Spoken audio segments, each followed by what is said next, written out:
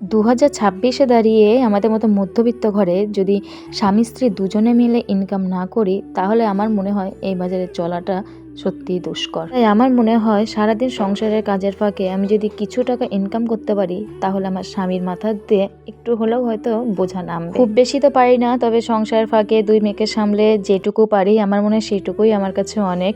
তো সকালে মেয়েকে স্কুলে পাঠিয়ে দিয়ে আমি বসে পড়েছিলাম মেশিনে। তারপরে এখনো তো অনেক কাজ আছে, ঘরে রান্না বান্না করতে হবে। তো এইদিকে আমার শাশুড়ি কোথা থেকে কতগুলো দুব্বা তুলে নিয়ে এসেছে এই নারকেল গাছের গোড়াটায় লাগাবের জন্য। তাই আমিও এসে আবার হাতে হাতে ওনার একটু করে দিচ্ছিলাম। এই একটা মানুষ যে সারা দিন খুঁটিনাটি এখানে ওখানে করতেই থাকে। আমার শাশুড়ি মাও সারা জীবন প্রচুর কষ্ট করেছে, আর এখনো শেষ বয়সে এসেও অনেক কষ্ট করে। এই মানুষটা এখনো আছে বলে হয়তো 4 দেয়ালের মধ্যে চিন্তাটুকু করলেই এখন আমাদের হয়, বাইরের চিন্তা এখনো করতে হয় না সেভাবে। আসলে মা বাবাই তো আমাদের সেই বটগাছ যাদের ছত্র ছায়ায় আমরা বেঁচে থাকি। জানি না তখন কি হবে যখন এই মানুষগুলো আর থাকবে না, তখন সম্পূর্ণ দায়িত্ব যখন আমাদের ঘরে আসবে, তখন কি করব না করব এখন থেকেই সত্যি চিন্তা হয়। তো যাই হোক, এইদিকে আমার শাশুড়ি মা দুব্বা গাছ লাগাচ্ছিল আর আমি তাতে একটু জল দিয়ে দিলাম। তো লাগানো হয়ে গেলে চলে এসেছি রান্নাঘরে। আর কাজ দেখে তো আমার মাথায় হাত পড়ে গেছে যে এখন আবার একটা দৌড় লাগাতে হবে। প্রথমে এইদিকে আমি একটু খাওয়া দাওয়া করে নেব। সকালে মেয়েকে টিফিন করে দিয়েছিলাম সুজির উপমা, সেটাই এখন একটু ছিল, সেটা বসে বসে আমি খেয়ে নিচ্ছি।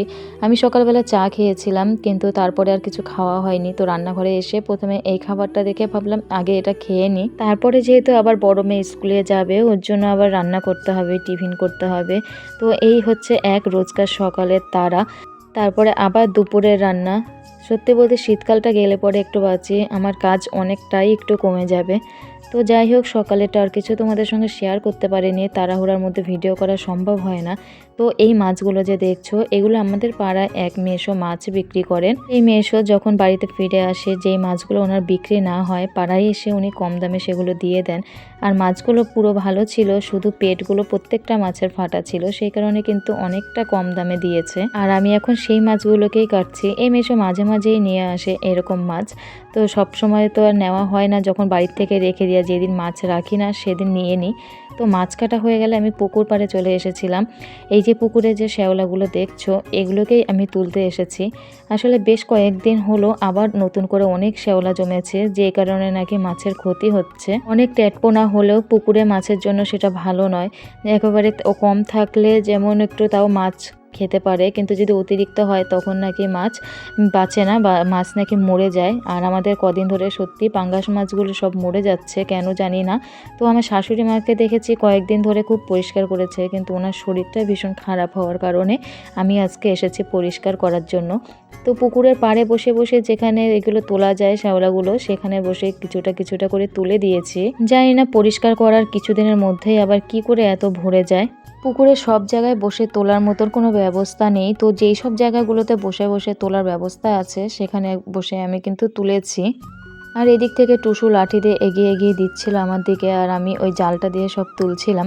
তো আমার যেহেতু রান্না আছে এর জন্য কিন্তু আমি ঘরের দিকে চলে যাচ্ছিলাম, আর আমি বলছিলাম তোরা যতটা পারিস তোল, তারপরে তোরাও চলে আসিস। এদিকে টুসু দেখো লাঠিতে এগিয়ে এগিয়ে দিয়ে যাচ্ছিল, আর নন্দিনী ওইদিকে জাল দিয়ে তুলছিল। তারপরে আমি আবার টুসুকে বলছিলাম, টুসু তুই এত কষ্ট করছিস, একবার একটু এদিকে তাকা, তোরও একটা ভিডিও করে নি, সবাই দেখুক যে তুই কত কষ্ট করছিস। তো তারপরে আমি চলে যাওয়ার সময় দেখলাম যে এখানে আবার কতগুলো বাইল পড়ে আছে সুপুরি গাছের, সেগুলোকে আবার তুলে এখানে রেখে দিয়েছি। আমরা যখন যখন কাঠে রান্না করি, যেহেতু উনুন ধরাতে গেলে বাইলের দরকার হয়, তখন কিন্তু আবার এখান থেকেই আমরা নিয়ে যাই কেটে কেটে, যাতে উনুন ধরাতে পারি। তো রোজ দিন তো আর টেনে নিয়ে যাওয়া হয় না, ওই মাঝে মাঝে এখানে গুছিয়ে রেখে দিই, একবারে অনেক যখন হয় তখন আবার আমরা কেটে নিয়ে যাই। তো এই কাজগুলো পুকুর পাড়ে যে আসে সেই হাতে পেলে ওখানে বাঁধিয়ে রেখে দেয়। এদিকে বাড়ি যাওয়ার সময় দেখছি যে টুসু দেখো কেমনভাবে মনে হচ্ছে যেন নৌকো চালাচ্ছে। সত্যি বলতে ওদের দেখে আমার নিজেরও ভীষণ ভালো লাগছিল, যে আমিও যদি ওদের মতো এরকম খেলাধুলা করতে পারতাম কত ভালো লাগতো। এখন ওদের জীবনটাই খুব সুন্দর, আর আমি নিজেও খুব মিস করছিলাম ছোটোবেলাটাকে, কি আর বলবো। তো যাই হোক, দেখো পুকুরের মধ্যে কত ট্যাটপোনা হয়েছে, এই সমস্তটাই কিন্তু মানে সমস্তটা তো আর তোলা যাবে না, তো বেশিরভাগটাই কিন্তু তুলে ফেলাতে হবে একটু একটু করে রোজ দিন। তো বাড়ি থেকে যাওয়ার পথে আজকে একটা জিনিস লক্ষ্য করলাম, যেটা আমাদের দেখো আম গাছে এত পরিমাণে বোল হয়েছে এবার, শুধু আমাদের নয়, এবার প্রত্যেকটা আম গাছে প্রচুর প্রচুর বোল হয়েছে, জানি না কতদূর দাঁড়াবে কি না। তো এত সুন্দর লাগছিল দেখতে, তার জন্য আমি একটা ভিডিও করে নিয়েছি। তারপরে দেখো ঘরে এসে কিন্তু আমি রান্না বসিয়ে দিয়েছি। সেই যে মাছগুলো কেটেছিলাম, এখন সেই এটাকে কী মাছ বলে, পার্শে মাছ। এই পার্শে মাছটাই আমি আজকে রান্না করব। আর ওই মাছগুলোর নাম জানি না, ওগুলো আমি রেখে দিয়েছি, পরের দিন করব তাই। তো এদিকে পার্শে মাছগুলো কিন্তু ভেজে নিয়েছি, আর ওই তেলের মধ্যেই দিয়ে দিলাম সর্ষে আর লঙ্কা বাটা, আর একটু কালো জিরাও বেটে দিয়েছি। যেহেতু পার্শে মাছে আমার কালো জিরে বাটাটা খেতে ভীষণ ভালো লাগে, ওর যে একটা গন্ধ বেরোয় ওটাই আমার ভীষণ ভালো লাগে। আর এদিকে দিয়ে দিলাম আমি হলুদ আর একটু লবণ। তো এটা তো আর কষানো যাবে না, যেহেতু সর্ষে বাটা দিয়েছি, একটু নাড়াচাড়া করেই কিন্তু আমি জল দিয়ে দিলাম। তারপরে যে মাছ ভাজাগুলো তুলে রেখেছিলাম সেগুলোকে কিন্তু ঝোলের মধ্যে দিয়ে দিয়েছি। এইদিকে দেখো আমি বসে গেছি আলু কুচানোর জন্য, যেহেতু আজকে আলু আর বিট দিয়ে কিন্তু আমি বড়া করব। আর এদিকে বিটটাকেও আমি কুচিয়ে নিচ্ছি। তো সবটা হয়ে গেলে আলুটা তো যেহেতু কুচানোর পরে ধুতে হবে, আর বিটটা গোটা গোটাই ধুয়ে নিয়েছিলাম। তো দেখো এদিকে মাছ ভাজা কিন্তু মাছের ঝোল হয়ে গেছে আমার, আর কত সুন্দর লাগছে দেখতে। আর এটা যেমন দেখতে হয়েছিল খেতেও কিন্তু দারুণ লেগেছে। তোমরা একটু এভাবে করে দেখো, খুব সুন্দর লাগে খেতে। আর একটু যেহেতু ধনে পাতা দিয়ে দিয়েছি, আরও স্বাদ বেড়ে গেছে। তো এদিকে যাই হোক, দেখো এর ভিতরে দিয়ে দিচ্ছি আমি চালের গুঁড়ো, একটু কিন্তু 5 ফোড়ন দিয়েছি, আর একটু কালো জিরে দিয়ে দিয়েছি। আর এখন দিয়ে দেবো একটু আদা কুচিয়ে। সত্যি বলতে এটার যেহেতু 5 ফোড়নের সঙ্গে আদার একটা গন্ধ বেশ সুন্দর আসে, তো আমি সেই কারণে দিয়ে দিলাম। আমি জানি না কি কি দিতে হয় বা কি দিতে হয় না, তো এটা আমার ইচ্ছে, আমি তাই দিয়ে দিয়েছি। তো তারপর দেখো ভালো করে কিন্তু এটাকে চটকে নিচ্ছি। তো আমি আজকে না একটু জল দেইনি, যে একটু শক্ত শক্ত রাখবো সেই জন্য।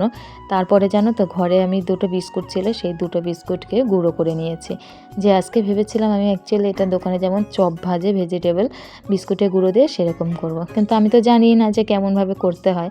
সেই কারণে আমি দেখো ওরকম গোল গোল করে বিস্কুটে জাস্ট ভিজিয়ে দিয়েছিলাম, বিস্কুটে আর কি গুঁড়োটা মাখিয়ে নিয়েছিলাম। তারপর যেই না তেলে দিয়েছি, দেখো বিস্কুটের গুঁড়োগুলো কিভাবে সব তেলের ভিতর চলে যাচ্ছে। তো 3টে করেছি, তারপরে আর করিনি, যেহেতু আমার খারাপ লাগছিল যে হচ্ছে না, দূর পারি না, কি করব। তো আমি ওর জন্য ছেড়ে দিয়েছি। তারপরে আর বিস্কুটের গুঁড়ো দেইনি, এগুলোকে এমনি এরম করে দিয়ে দিয়েছি। তারপরে দেখো এদিকে কিন্তু 1 পিস করে ভাজা হয়ে গেলে কত সুন্দর লাগছে না দেখতে বলো, পুরো ভেজিটেবল চপের মতন হয়েছে। আর তারপরে দেখো ভাজা হয়ে গেলে এগুলোকে তো সব তুলে নিলাম। তারপরে যেগুলো ছিল সেগুলোকে আমি আবার কিন্তু বিস্কুটের গুঁড়ো লাগিয়ে তারপরে এগুলোকে ভাজা দিয়েছি, যেহেতু ভাবলাম যে ঠিক আছে গুঁড়োটা যখন করেছি কি আর হবে, দিয়েই দেখি কি হয়। আর এই দেখো আগে যে ভেজে তুললাম সেখান থেকে একটা নিয়ে আবার ভেঙে দেখছি, পুরো ভেজিটেবল চপের মতো গন্ধ আসছিল। বললাম না, আদা আর 5 ফোড়নের গন্ধটা দারুণ একটা গন্ধ আসছিল, আর খেতেও কিন্তু খুব সুন্দর হয়েছে। আর বিট যেহেতু মিষ্টি মিষ্টি লাগে সেই কারণে কিন্তু স্বাদটা আরও ভালো লেগেছে। আর এই দিকে কাণ্ড দেখো, কালকে ছিল আমার ভাসুরের ছেলের জন্মদিন। তো সব ভাই বোনেরা মিলে ওকে সারপ্রাইজ দেওয়ার জন্য ঘরের অন্ধকার করে রেখেছে, যে দাদা কাজে দিয়ে আসলে তারপর ওকে সারপ্রাইজ দেবে। তো ছোট ছোট ভাই বোন ওদের যেমন ইচ্ছে আর কি। তো এই যে এদিকেও চলে এসে ও তো সত্যিই পুরো সারপ্রাইজড হয়ে গেছে, ও বুঝতেই পারিনি যে ছোট ছোট ভাই বোনেরা এত কিছু করবে। তো ও কিন্তু হেভি আনন্দেই পেয়েছে। আর ওইদিকে যে কেকটা দেখছো, এই কেকটা কিন্তু ওরা নিজের হাতে বানিয়েছে, আর কত সুন্দর বানিয়েছে দেখো। কেকটা কিন্তু সত্যি দেখতেও ভালো হয়েছিল আর খেতেও ভালো হয়েছিল।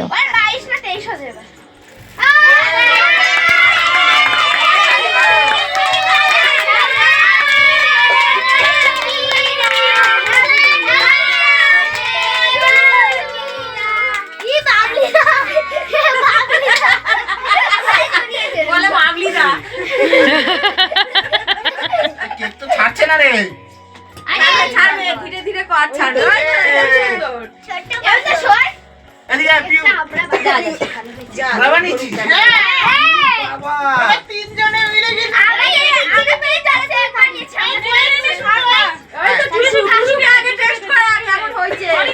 তো দেখো কেক কাটিং কিন্তু এখানে হয়ে গেছে, সব ভাই বোনদের এখন খাইয়ে দিচ্ছে দাদা। তো এই ছিল আজকের ভিডিও। আর সত্যি ছোট ছোট বাচ্চারা মিলে এত আনন্দ করেছে, হয়তো বড় কিছু করতে পারিনি, একদম অল্পের উপর দিয়ে ওরা নিজেদের আনন্দটাকে যে খুঁজে নিয়েছে এটাই অনেক। তো যাই হোক বন্ধুরা, ভিডিওর শেষ পর্যায়ে চলে এসেছি। আজকে ভিডিওটা ছিল এই পর্যন্তই। তোমাদের কেমন লাগলো অবশ্যই কমেন্ট বক্সে জানিও। ভালো লাগলে আমার ভিডিও সাবস্ক্রাইব করে পাশে থেকো। ধন্যবাদ।